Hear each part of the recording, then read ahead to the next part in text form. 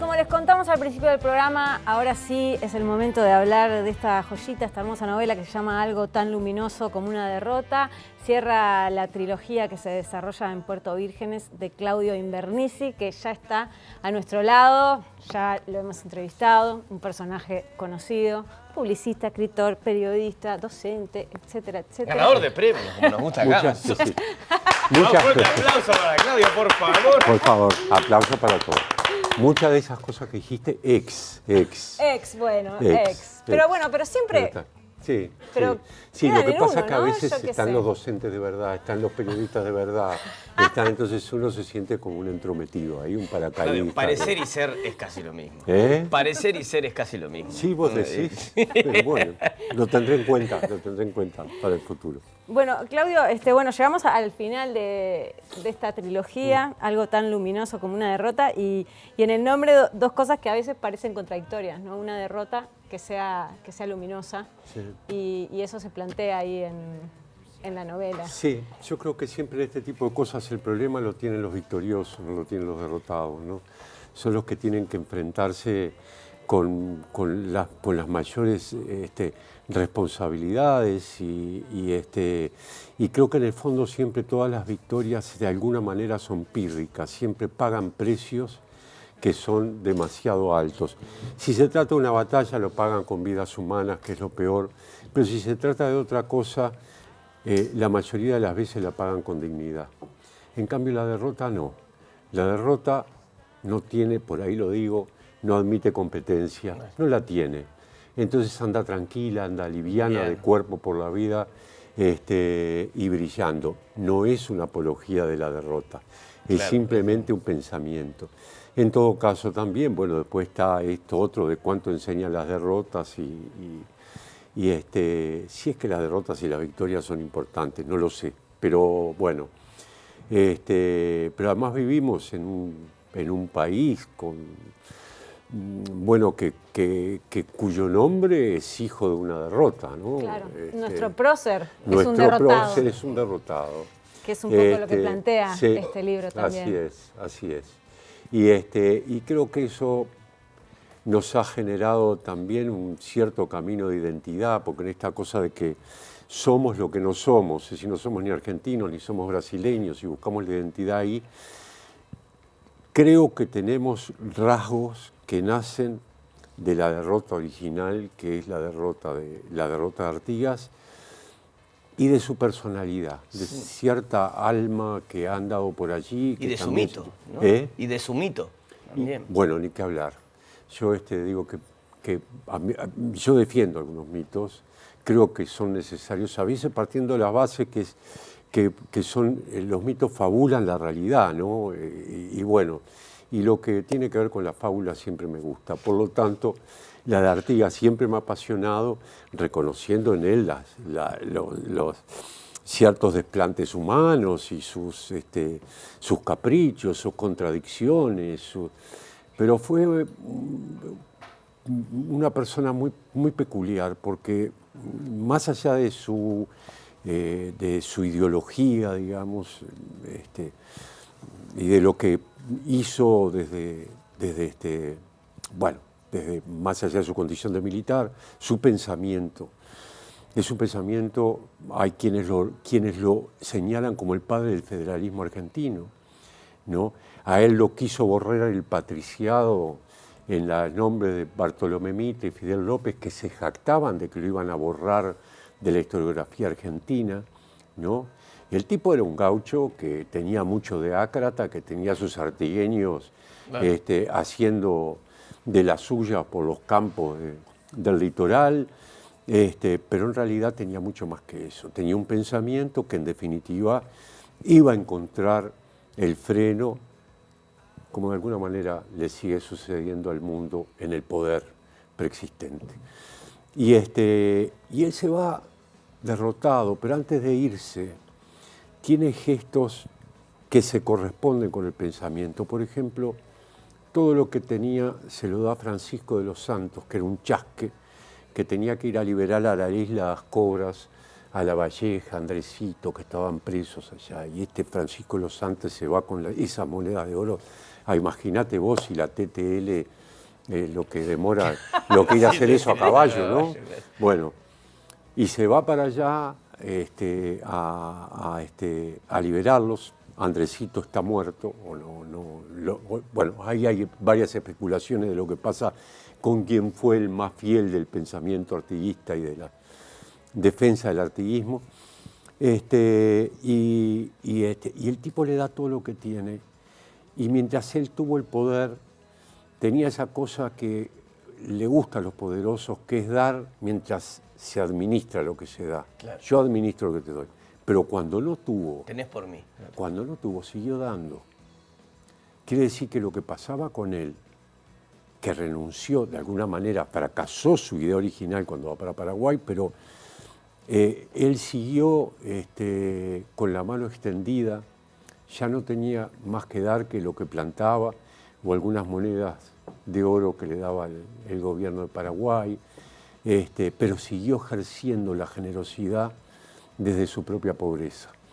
Y eso para mí reivindica mucho en general. No creo en la gente que habla de la solidaridad y pasa por al lado de un tipo que está tirado en la calle y no le tiende la mano. No creo. O por lo menos le voy a creer menos que a los que sí le tienden una mano. Y él pareciera que en su época, en su coyuntura histórica, en lo que fuera, funcionó de esa manera. Un derrotado luminoso. Claudio, contemos un poco la anécdota, como para que la gente entienda de lo que estamos hablando, porque hay como una especie de analogía entre Artigas y el protagonista, el que termina siendo el protagonista de la novela. Es una analogía. Y pasan cosas en el 2050 que pareciera que de alguna manera parafrasean lo sucedido históricamente, ¿no? Una marcha que se parece a un éxodo, un tipo que es traicionado. Y bueno, en realidad esto se trata, en Puerto Vírgenes está lleno de ancianos de casi centenarios, que en general son tipos entrañables y mujeres entrañables, que, bueno, que son sabios, donde la sabiduría es saber cuáles son los límites que uno tiene, ¿no?, en su conocimiento, y no ser hijo de sus propios desconocimientos es pienso yo, la sabiduría, conectar con las propias debilidades, ser capaz de entenderlas. Y eso es lo que pasa, ¿no? Ser sabio no es más que eso. Me dijo esto hablando una persona que está cumpliendo 90 años en la presentación del libro, una persona muy lúcida, muy íntegra, excelente poeta, además de cardiólogo, y me dijo, bueno, pero yo creo que esto es la sabiduría. Me dice, la sabiduría es la sabiduría, en los niños hay sabiduría, en los adolescentes hay sabiduría, en las personas adultas hay sabiduría. No es una cosa, le digo, no, justamente, vos desde tu lugar reconoces la sabiduría de los otros, y esa es la sabiduría, ¿no? Esto, bueno, se juntan, y fíjate vos que hay una persona que está desahuciada con un cáncer terminal, y el amigo de él, que es el personaje Sergio Arrantes, que se repite en la trilogía, y deciden en un viaje en el cual él va a hacerse el tratamiento del arquitecto, dice, mirá, le dice, si te digo 2050, ¿qué pasa? Y dice, bueno, son 100 años de Maracaná, y dice, no seas obvio. En realidad son 200 años de la muerte de Artigas. Ah, bueno. Dice, y el tipo le dice, estamos, digamos, en un año que puede ser el 2023, 2024, tenemos que preparar ese evento. ¿Qué evento? Dice, el evento de los 200 años de la muerte de Artigas. Y ahí empiezan a delirar, 23 años para adelante, 27 años para adelante, perdón, hasta llegar a lograr el federalismo. A pensar en el neofederalismo. Y entonces ellos van a la casa de un entrerriano, un folclorista, arqueólogo, autodidacta, muy peculiar, que obtiene la nacionalidad atándose, encadenándose desnudo a una estatua del prócer, digamos. Y para hablar con él, porque él estudiaba Artigas, que era un tipo de 90 y pico de años, y para ver qué podían hacer con esto. Y ahí se despachan con esta idea del neofederalismo, se junta un montón de gente para armar el grupo de estudios sobre Artigas que tenían, que entre todos hacían 1500 años más o menos, ¿no? y excepto una muchacha joven que está allí, y empiezan a hablar de esto y del evento del neofederalismo. ¿Y qué nombre de la muchacha? Claro, porque Patria. Patria. Ella llamaba en realidad Patricia Trías, y él, entrerriano, le dice, Isidoro Ballestero, le dice, ¿te molesta si te llamo Patria? ¿No? Y ella dijo, no, me encanta. Y ella dice en un momento, dice, miren, está todo bien con el diario artiguista, pero para adelante, no. Para adelante el diario artiguista puede estar allí, algunas cosas funcionan, otras. Hay que pensar qué vamos a hacer en el 2050, hacia el 2050, cómo vamos a trabajar con algo significativo. Y dice, ¿qué es lo significativo? Las causas. Hacen lo que muchos políticos no hacen, pensar en un arco largo de tiempo. Y dice, las causas. Y bueno, ¿y cuál es la causa? Y ella dice el acuífero guaraní. Aclaro que fue pensado mucho antes de la crisis hídrica, Claro, no por lo cual me tocado. sentí tremendamente culpable cuando esto apareció y dije que justo momento. salió, con la salida del libro empezó la crisis hídrica cuando la... Y Pero ahí está se bueno una cosa... porque lo sirve. Sí. Esto sirve para pensar Para también lo que está pensar, pasando. bueno, porque hay una y hay una muchas discusión reflexiones, ahí hay sobre discusión. la soberanía, sobre un montón de cosas. Y ahí pasa una cosa muy interesante, que es porque en el 2050 no es ciencia ficción, ¿no? ¿Qué me pasó con la ciencia ficción? En un momento de ese primer encuentro, ese es el futuro y alguien le dice, bueno, el futuro puede ser 27 años o los próximos 3 minutos. Okay. Y ella le dice, no. Y el otro lado dice, no, sí, los próximos 3 minutos son el futuro. Y eso nace de la realidad que estamos viviendo. Cuando quise que la novela se aproximara a algo de ciencia ficción e inventaba cosas que podían suceder en el 2050 y las escribía, después iba a revisar. Por supuesto estaban todas inventadas.